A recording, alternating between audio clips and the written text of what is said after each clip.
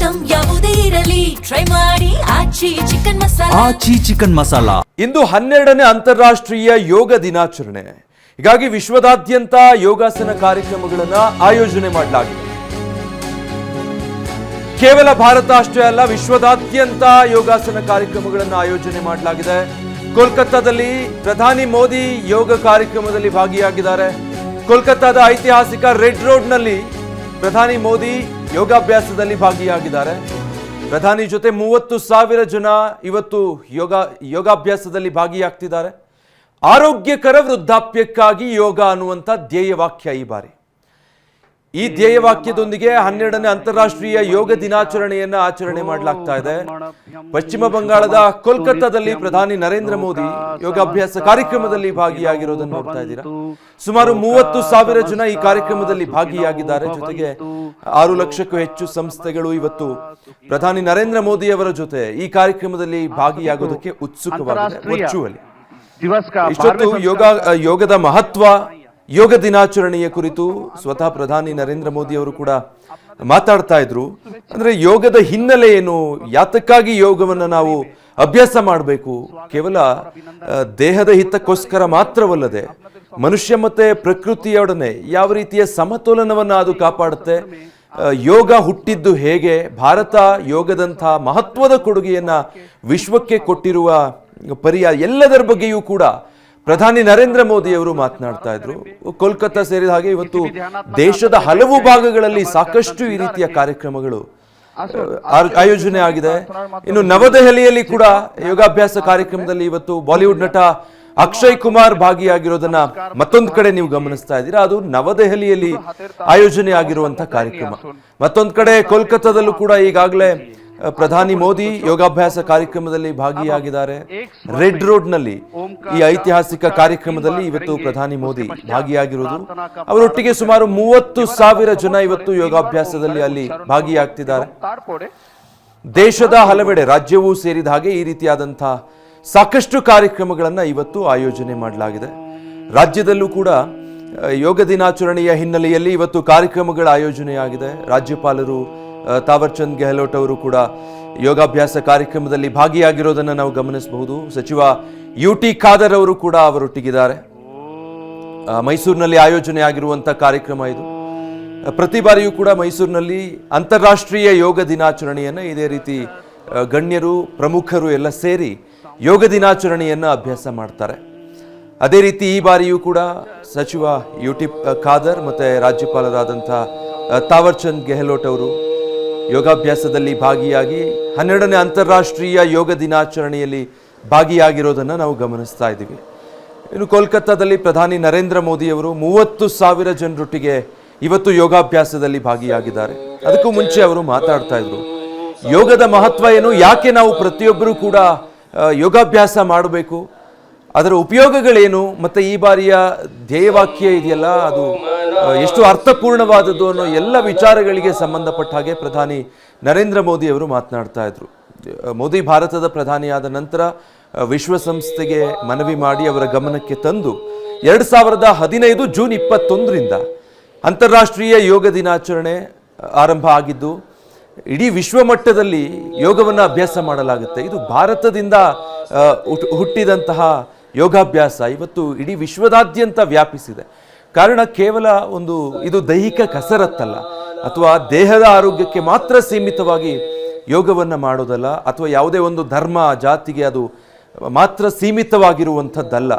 ಈ ಸಂದೇಶವನ್ನು ಭಾರತ ಇಡೀ ವಿಶ್ವಕ್ಕೆ ನೀಡಿ ಅದನ್ನು ಅರ್ಥೈಸಿ ಅದಾದ ನಂತರ ಇಡೀ ವಿಶ್ವ ಯೋಗವನ್ನು ಅಪ್ಪಿಕೊಂಡಿದೆ. ಹೀಗಾಗಿ ಇವತ್ತು ಅಂತಾರಾಷ್ಟ್ರೀಯ ಯೋಗ ದಿನಾಚರಣೆ, 12ನೇ ಅಂತಾರಾಷ್ಟ್ರೀಯ ಯೋಗ ದಿನಾಚರಣೆ. ಭಾರತ ಸೇರಿದ ಹಾಗೆ ವಿಶ್ವದ ಸಾಕಷ್ಟು ಕಡೆಗಳಲ್ಲಿ ಇವತ್ತು ಯೋಗ ದಿನಾಚರಣೆಯ ಹಿನ್ನೆಲೆ ಈ ರೀತಿ ಯೋಗಾಭ್ಯಾಸದ ಕಾರ್ಯಕ್ರಮಗಳನ್ನ ಆಯೋಜನೆ ಮಾಡಿದ್ದಾರೆ. ಇದು ಪಶ್ಚಿಮ ಬಂಗಾಳದ ಕೋಲ್ಕತ್ತಾದ ರೆಡ್ ರೋಡ್ನಲ್ಲಿ ಸುಮಾರು 30,000 ಜನರೊಟ್ಟಿಗೆ ಪ್ರಧಾನಿ ನರೇಂದ್ರ ಮೋದಿ ಯೋಗಾಭ್ಯಾಸ ಕಾರ್ಯಕ್ರಮದಲ್ಲಿ ಭಾಗಿಯಾಗಿರೋದನ್ನ ನೋಡಬಹುದು. ಪ್ರಕೃತಿ ಮತ್ತೆ ಮಾನವನ ನಡುವಿನ ಸಮತೋಲನವನ್ನು ಕಾಪಾಡೋ ನಿಟ್ಟಿನಲ್ಲಿ ಯೋಗ ಎಷ್ಟು ಮಹತ್ವದ ಪಾತ್ರ ವಹಿಸುತ್ತೆ. ಆರೋಗ್ಯಕರ ವೃದ್ಧಾಪ್ಯಕ್ಕಾಗಿ ಯೋಗ ಅನ್ನುವಂಥ ಧ್ಯೇಯವಾಕ್ಯದೊಂದಿಗೆ ಈ ಬಾರಿಯ ಅಂತಾರಾಷ್ಟ್ರೀಯ ಯೋಗ ದಿನಾಚರಣೆಯನ್ನು ಆಚರಿಸಲಾಗ್ತಾ ಇದೆ.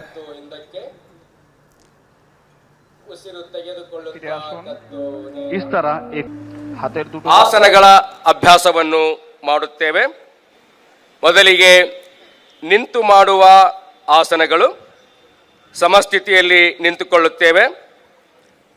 ಪಾದಗಳ ನಡುವೆ 2 ಇಂಚುಗಳಷ್ಟು ಅಂತರ. ಮೊದಲಿಗೆ ತಾಡಾಸನ.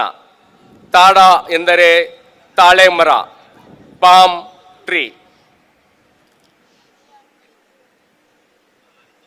ಪೂರಕ ಮಾಡುತ್ತಾ 2 ಹಸ್ತಗಳನ್ನು ಮುಂದಿನಿಂದ ಎದೆಯ ನೇರಕ್ಕೆ.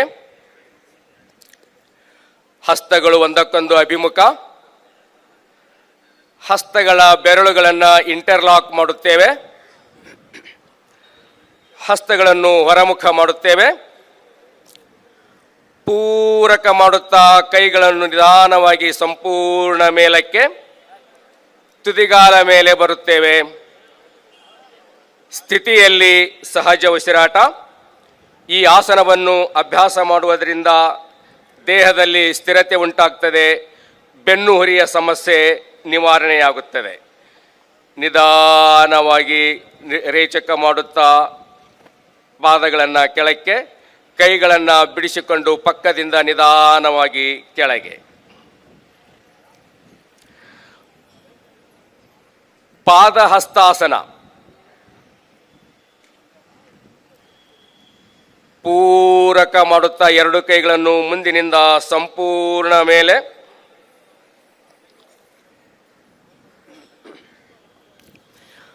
ರೇಚಕ ಮಾಡುತ್ತಾ ಸೊಂಟದ ಭಾಗದಿಂದ ಮುಂದಕ್ಕೆ ಬಾಗುತ್ತೇವೆ, ಸಂಪೂರ್ಣ ಕೆಳಗೆ ಬಾಗುತ್ತೇವೆ. 2 ಹಸ್ತಗಳನ್ನು 2 ಪಾದಗಳ ಅಡಿಯಲ್ಲಿ ಇಟ್ಟುಕೊಳ್ಳುವ ಪ್ರಯತ್ನವನ್ನು ಮಾಡುತ್ತೇವೆ. ಸ್ಥಿತಿಯಲ್ಲಿ ಸಹಜ ಉಸಿರಾಟ. ಈ ಆಸನವನ್ನು ಅಭ್ಯಾಸ ಮಾಡುವುದರಿಂದ ಜೀರ್ಣಕ್ರಿಯೆ ಉತ್ತಮಗೊಳ್ಳುತ್ತದೆ. ಮಹಿಳೆಯರಿಗೆ ಮುಟ್ಟು ದೋಷ ಸಮಸ್ಯೆ ಇದ್ದರೆ ಆ ಸಮಸ್ಯೆ ನಿವಾರಣೆ ಆಗ್ತದೆ. ಬೆನ್ನು ನೋವು ನಿವಾರಣೆ ಆಗುತ್ತೆ. ಪೂರಕ ಮಾಡುತ್ತಾ ನಿಧಾನವಾಗಿ ಮೇಲೆ ಬರುತ್ತೇವೆ. 2 ಕೈಗಳು ಮೇಲೆ. ರೇಚಕ ಮಾಡುತ್ತಾ 2 ಕೈಗಳನ್ನು ಪಕ್ಕದಿಂದ ನಿಧಾನ ಕೆಳಗೆ ಇಳಿಸುತ್ತೇವೆ. ಸಮೀಪ ದೃಷ್ಟಿ ದೋಷ ಇದ್ದವರು ಸಾಮಾನ್ಯವಾಗಿ ಈ ಒಂದು ಆಸನವನ್ನು ಮಾಡುವುದನ್ನು ಎಚ್ಚರಿಕೆಯಿಂದ ಮಾಡಬೇಕಾಗ್ತದೆ. ಅರ್ಧ ಚಕ್ರಾಸನ, ಹಾಫ್ ವೀಲ್ ಪೋಸ್. ನಮ್ಮ 2 ಹಸ್ತಗಳನ್ನು ಪೃಷ್ಠಗಳ ಮೇಲೆ ಇಟ್ಟುಕೊಳ್ಳುತ್ತೇವೆ. ಪೂರಕ ಮಾಡುತ್ತಾ ಸೊಂಟದ ಭಾಗದಿಂದ ಹಿಂದಕ್ಕೆ ಬಾಗುತ್ತೇವೆ. ಸ್ಥಿತಿಯಲ್ಲಿ ಸಹಜ ಉಸಿರಾಟ. ಈ ಆಸನವನ್ನು ಅಭ್ಯಾಸ ಮಾಡುವುದರಿಂದ ದೇಹದ ನರ ಸ್ನಾಯುಗಳು ಬಲಿಷ್ಠಗೊಳ್ಳುತ್ತವೆ. ಸ್ಪಾಂಡಿಲೈಟಿಸ್ ಸಮಸ್ಯೆ ನಿವಾರಣೆ ಆಗುತ್ತೆ. ದೇಶದಾದ್ಯಂತ ಹಲವು ಕಡೆಗಳಲ್ಲಿ ಆಯೋಜನೆಗೊಂಡಿರುವಂತಹ ಯೋಗ ದಿನಾಚರಣೆ ಗಮನಿಸ್ತಾ ಇದ್ದೀರಾ.